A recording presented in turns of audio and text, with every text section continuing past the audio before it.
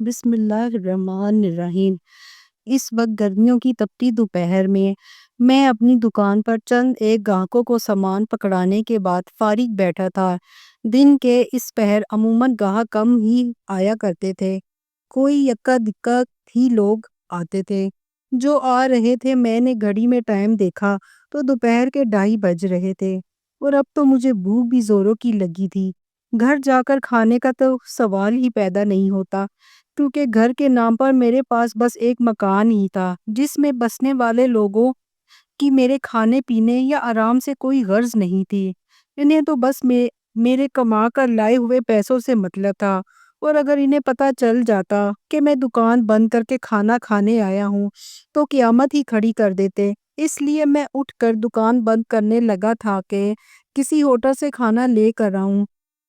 ابھی میں نے دکان کا شٹر نیچے نہیں کیا تھا کہ سامنے سے آتی ہوئی ایک معصوم بچی پر میری نظر پڑی۔ وہ میری ہی طرف بڑھ رہی تھی۔ میں دکان کے باہر کھڑا اسے دیکھنے لگا کہ شاید وہ کوئی چیز یا سامان لینے آ رہی ہو۔ اس کے ہاتھ میں کپڑے سے ڈھکی ہوئی کوئی چیز تھی جو اس نے پاس آ کر مجھے دیتے ہوئے کہا کہ یہ کھانا آپ کے لیے اماں نے بھیجا ہے۔ میں حیران ہوا کہ ابھی میں کھانا لینے کے لیے ہی دکان سے نکلا تھا اور ابھی کسی نے میرے لیے کھانا بھیجا تھا۔ میں نے بچی سے وہ کھانا لیا اور شکریہ ادا کرتے وہ دکان میں جا کر کھانا کھانے بیٹھ گیا۔ کھانا بہت ہی زیادہ لذیذ تھا، کسی نے بڑے دل سے پکایا تھا۔ میں کھانے سے فارغ ہوا تو ایک ایک کر کے گاہک بھی آنے لگے۔ میں اپنے کام میں مصروف ہو گیا۔ دوسرے دن پھر وہی بچی کھانا لے کر آئی اور بولی اماں نے بھیجا ہے۔ اب ہر روز یہی سلسلہ چل پڑا تھا۔ میرے لیے انواع و اقسام کے کھانے روز روز آنے لگے تھے جو کھا کر میں پیٹ بھر لیتا۔ کوئی ایک ہفتہ ہو گیا تھا وہ بچی ہر روز کھانا لاتی رہی، لیکن میں نے اس سے نہیں پوچھا وہ کون ہے اور اس کی اماں میرے لیے کھانا کیوں بھیجتی ہے۔ یہ سوال آج ہی میرے دماغ میں آیا تھا، اور پھر دوپہر میں عین اسی وقت جب بچی کھانا لے کر میری دکان میں داخل ہوئی تو میں نے اس کے سر پر ہاتھ رکھ کر پوچھا کہ بیٹا آپ کون ہیں اور آپ کی اماں ہر روز میرے لیے کھانا کیوں بھیجتی ہیں؟ تو بچی نے جو کہا وہ میرے لیے بہت ہی حیران کن اور پریشانی کا باعث تھا۔ یعنی میں انجانے میں کسی اور کا کھانا ہر روز کھا رہا تھا، کیونکہ بچی نے کہا کہ اماں کھانا دے کر کہتی ہے کہ جاؤ ابا کو دے کر آؤ، اس لیے میں کھانا آپ کے پاس لے کر آتی ہوں۔ یہ سن کر تو میرے اوسان خطا ہو گئے تھے۔ بچی تو معصوم اور ناسمجھ تھی، لیکن میں تو عقل مند انسان تھا۔ میں کیسے بنا پوچھے اور تحقیق کیے کسی اور کا کھانا لے کر کھا سکتا تھا، اور وہ بھی ایک ہفتے سے مسلسل کھا رہا تھا؟ بچی کا جواب سن کر میری شرمندگی کی کوئی انتہا نہیں رہی تھی۔ اب مجھے ان سے معافی مانگنی چاہیے جن کا میں کھانا کھا چکا تھا۔ میں نے بچی کا ہاتھ پکڑا اور اسے دکان سے باہر لا کر گلی میں کھڑا کیا۔ پھر بچی سے پوچھنے لگا کہ بیٹا آپ کے ابا کی دکان اس بازار میں کہاں پر ہے؟ کیونکہ مجھے لگا تھا کہ بچی اپنے باپ کو کسی دکان پر ہی کھانا دینے جاتی ہوگی اور راستہ بھول کر مجھے دے کر جا رہی ہوگی، لیکن اس بچی نے کہا کہ میرے ابا کی دکان اس بازار میں کہیں پر بھی نہیں ہے۔ میں نے کہا تو پھر آپ کس کے لیے اور کہاں کھانا لے کر جا رہی ہوتی ہو؟ تب بھی اس کا جواب یہی تھا کہ میں کھانا آپ کے پاس ہی لے کر آتی ہوں، اور اماں نے کہا ہے کہ ابا کو کھانا دے کر آؤ۔ میں نے بچی کو لاکھ بار سمجھایا کہ میں آپ کا ابا نہیں ہوں۔ آپ کی اماں آپ کو جن کے لیے کھانا دیتی ہے آپ وہیں کھانا پہنچا دیا کرو، لیکن ہر بار بچی میرے پاس ہی لے کر آتی اور کہتی کہ اماں نے آپ کے لیے کھانا بھیجا ہے۔ میں ان کے اس عمل سے بہت پریشان ہو گیا تھا، کیونکہ میں پہلے ہی اتنی دفعہ کھانا کھا کر بہت شرمندہ تھا۔ اس لیے آج میں نے سوچ لیا تھا کہ اس بچی کے گھر جا کر تصدیق کر لوں گا کہ ان کی والدہ کس کے لیے کھانا بھیجتی ہیں، کیونکہ بچی ہر روز ہی شاید راستہ بھول کر کھانا میری دکان پر لا رہی تھی۔ اس کے گھر والوں کو اس بات کا پتہ بھی ہو کہ نہیں۔ بچی صرف 5-6 سال کی ہی تھی، اس لیے اس سے غلطی ہونا کوئی بڑی بات نہیں تھی۔ اس دفعہ میں نے کھانا لینے سے انکار کر دیا تو بچی روتی سی صورت بنا کر وہیں کھڑی رہی اور بولی کہ جب تک آپ کھانا نہیں لیں گے میں واپس نہیں جاؤں گی۔ مجبوراً مجھے اس سے کھانا لینا پڑا اور میں نے بنا کھائے ہی کھانا وہیں ٹیبل پہ رکھ دیا۔ وہ بچی جانے لگی تو میں نے بھی وہ کھانا اٹھایا اور اس کے پیچھے پیچھے چلنے لگا۔ وہ بچی پاس ہی ایک گھر میں داخل ہو گئی تو میں نے ڈور بیل بجا کر کسی کے باہر آنے کا انتظار کیا۔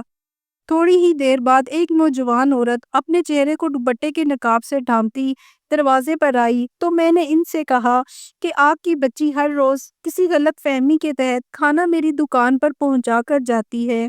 غالباً وہ کھانا اپنے والد کے لیے لے کر جاتی ہے لیکن غلطی سے میری دکان پر دے کر چلی جاتی ہے۔ میں نے کئی دفعہ بچی سے کہا بھی ہے کہ آپ غلط جگہ کھانا دیتی ہیں لیکن وہ ضد کر کے کھانا رکھ جاتی ہے۔ میں نے اس لڑکی سے کہا کہ آپ مجھے بتا دیں بچی کے والد کی دکان کہاں پر ہے، میں انہیں کھانا پہنچا دیتا ہوں۔ وہ لڑکی چپ چاپ کھڑی میری باتیں سن رہی تھی۔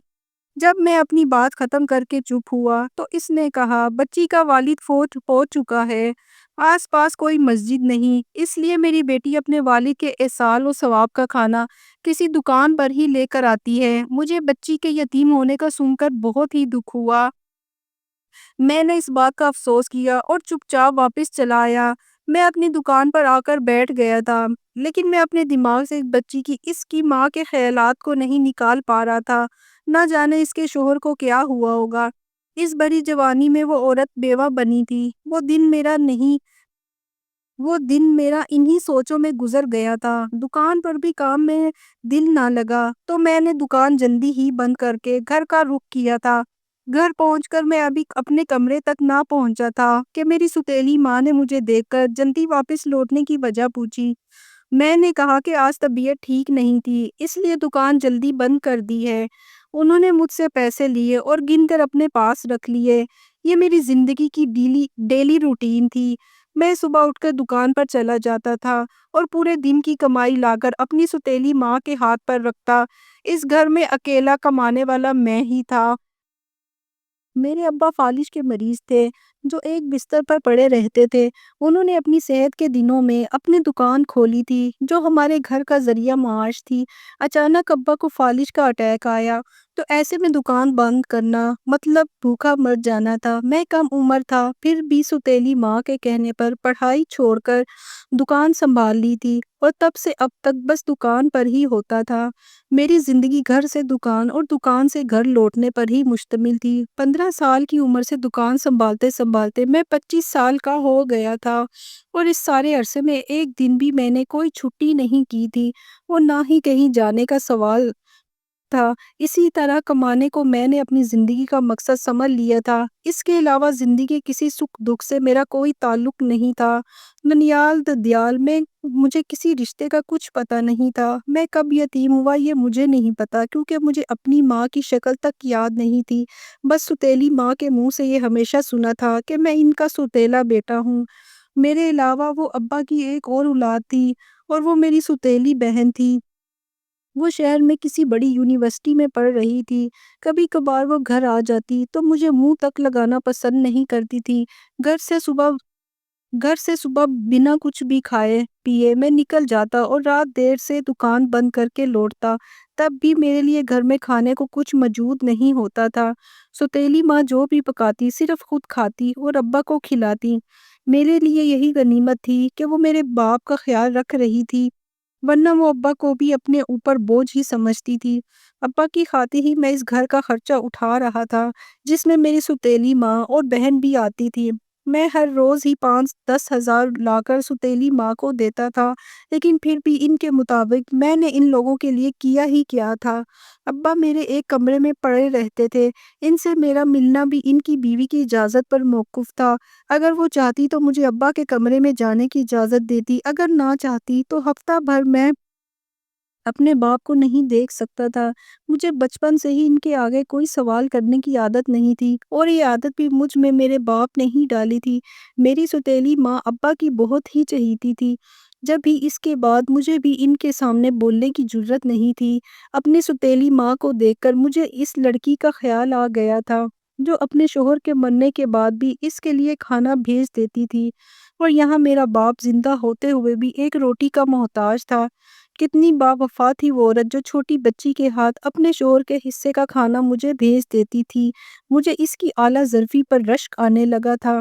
کاش میری ماں کی موت کے بعد میرے باپ کو بھی کوئی ایسی باوفا بیوی ملی ہوتی تو آج ہمارے گھر میں پیسے کے علاوہ انسانوں کی بھی کچھ قدر ہوتی۔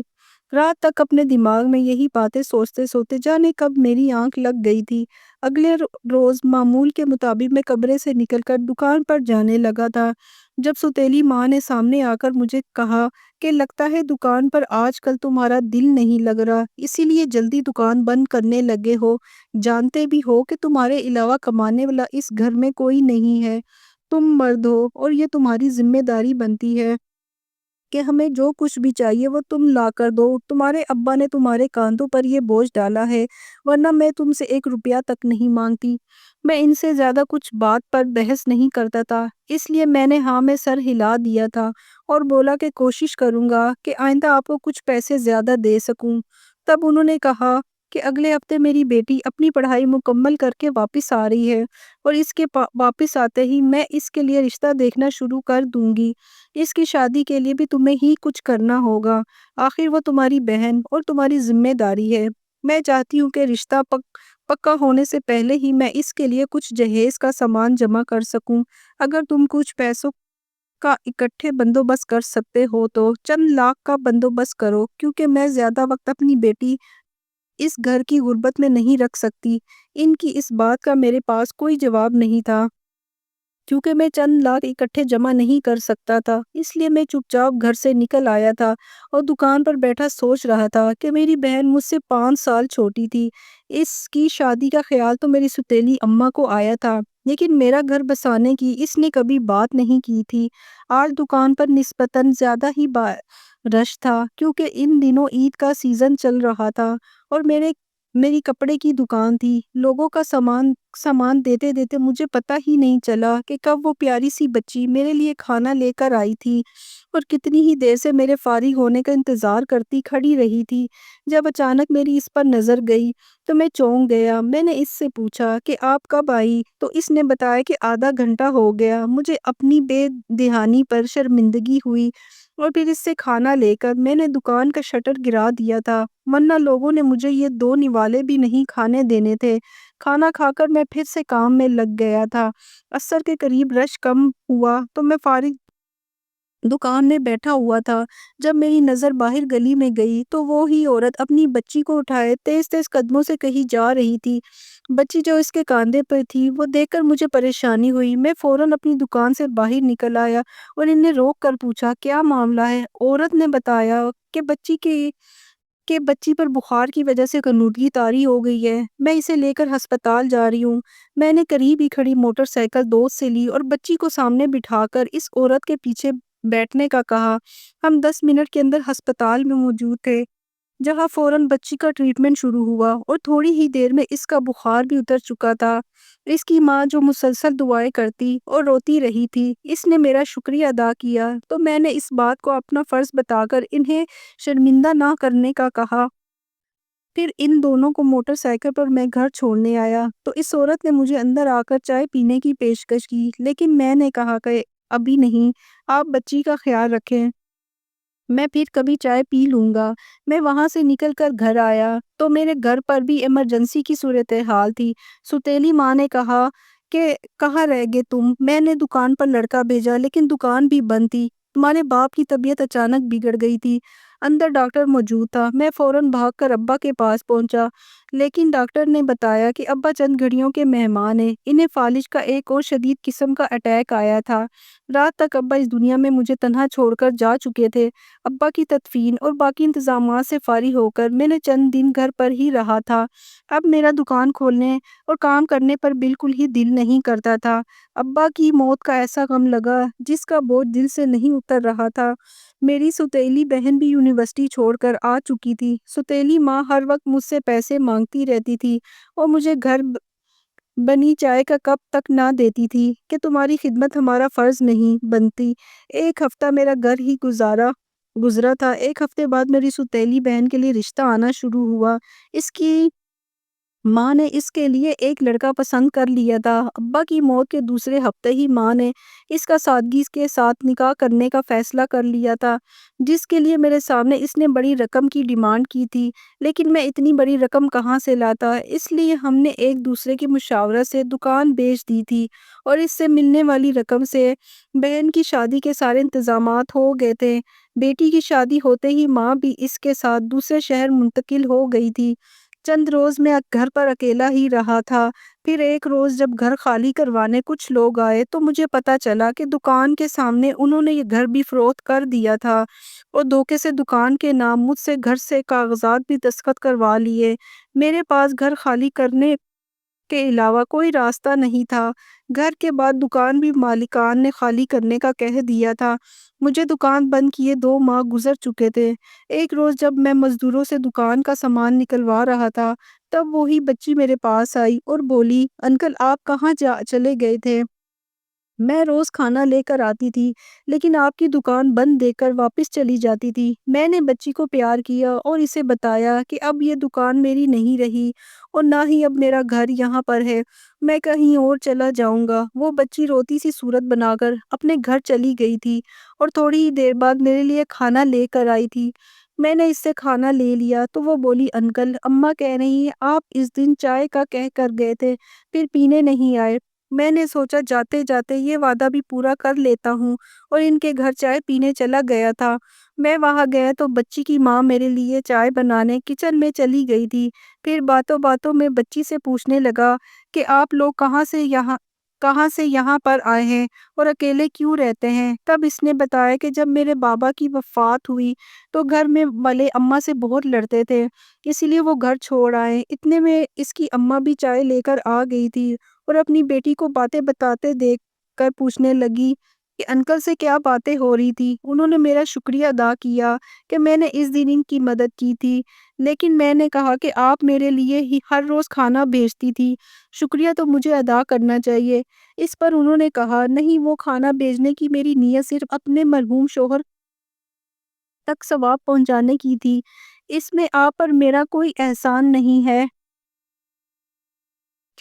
چائے ختم کرنے تک میں نے انہیں بتا دیا تھا کہ میرا گھر فروخت ہو چکا ہے، اس لیے میں یہ محلہ چھوڑ کر جانے والا ہوں۔ لیکن پھر اپنی کہانی بتانے کے بعد مجھ سے رہا نہیں گیا ان کو یوں اکیلی عورت ہوتے ہوئے انجانے محلے میں آ کر بسنے کی وجہ پوچھوں، اس لیے میں نے یہ سوال کر ہی دیا تھا۔ پھر انہوں نے بتایا کہ یہ کہانی بہت ہی لمبی ہے، اگر آپ کے پاس وقت ہے تو سن لیں۔ میں نے کہا کہ ضرور آپ سنائیے۔ وہ بولی، میں بھی آپ ہی کی طرح اس زمانے کی ستائی ہوئی ہوں۔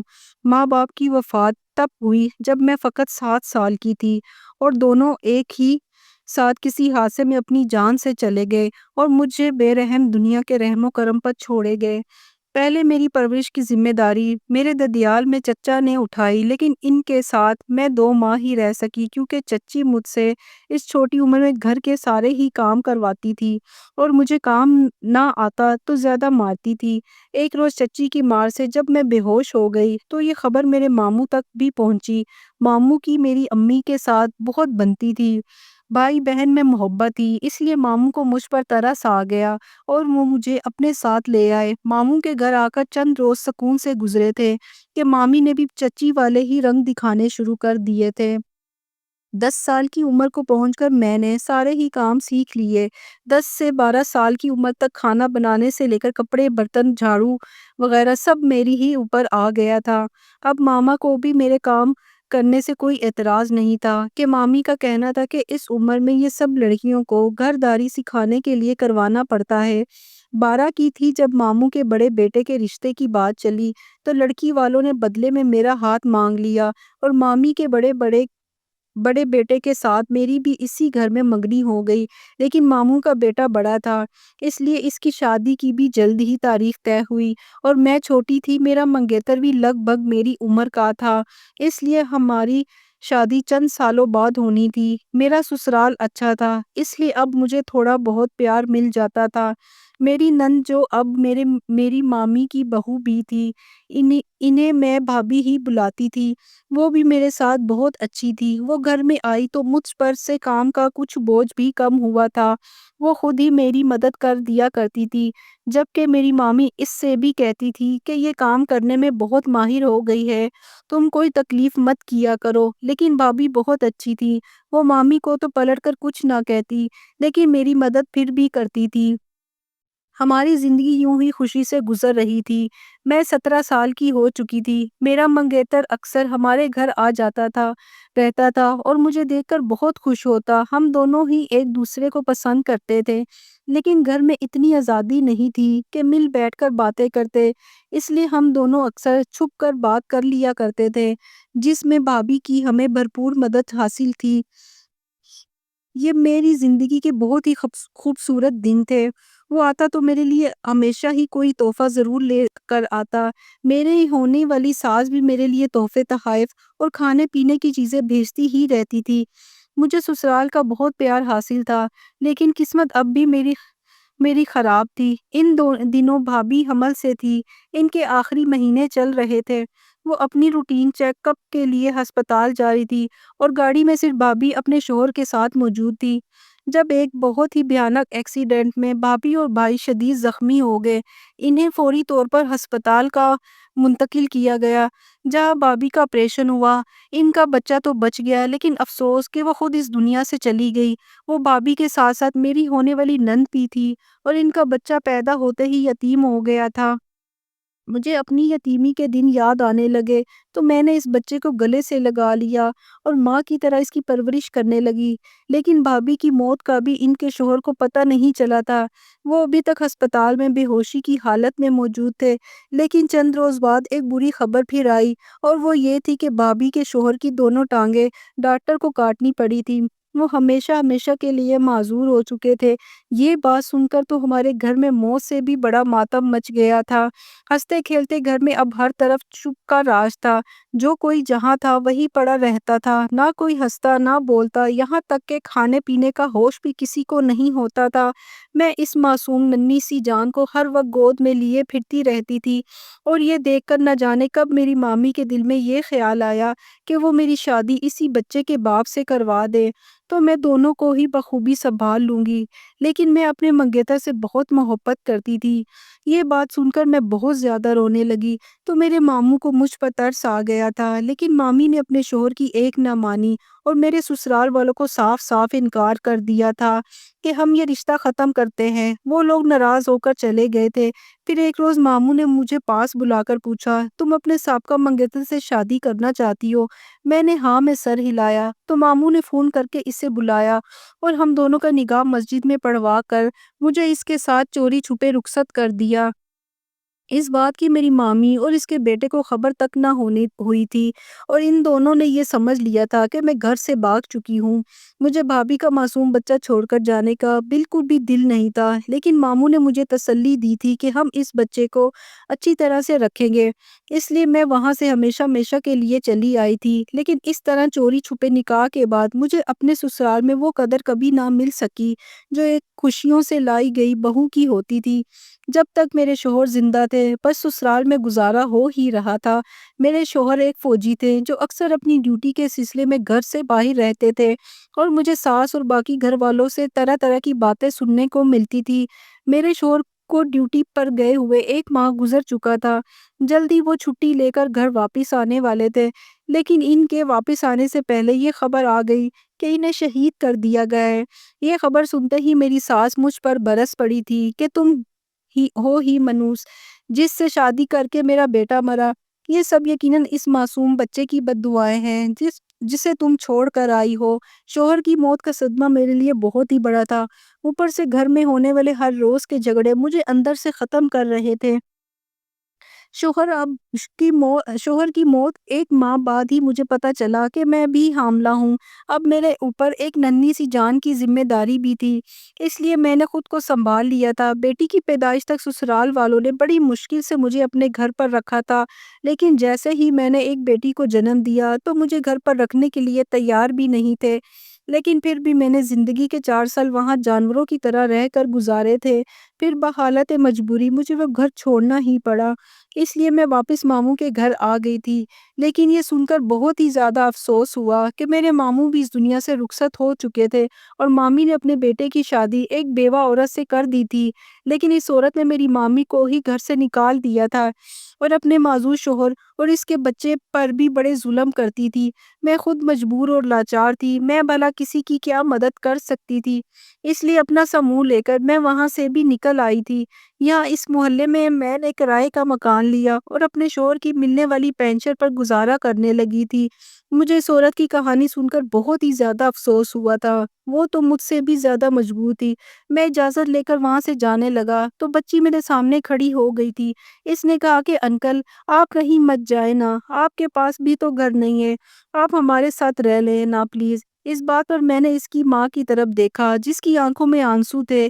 شاید وہ یہ سوچ رہی تھی کاش اس بچی کا باپ زندہ ہوتا تو اسے کسی اور سے شفقت کی امید لگانے کی ضرورت نہ پڑتی۔ میں نے تھوڑی دیر سوچنے کے بعد اس عورت کے سامنے نکاح کی پیشکش رکھ دی تھی، کیونکہ وہ اور میں ہم دونوں ہی ایسے تھے جنہیں کسی سہارے کی ضرورت تھی۔ اس نے اپنی بیٹی کی طرف دیکھتے ہوئے میری پیشکش قبول کر لی اور پھر ہماری خوبصورت زندگی کا آغاز ہوا تھا۔